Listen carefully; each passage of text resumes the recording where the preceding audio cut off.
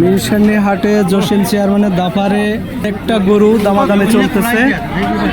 এই যে বিশাল সাইজের একটা লাল বলদ গরু, খুবই সুন্দর ফ্রেমের একটা বলদ গরু, এটা দামাদামি হচ্ছে।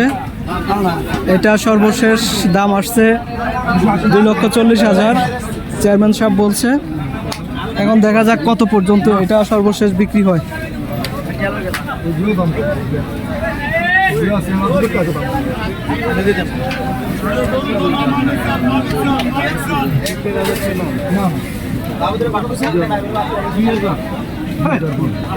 রবি কত পর্যন্ত এটা হয়েছে?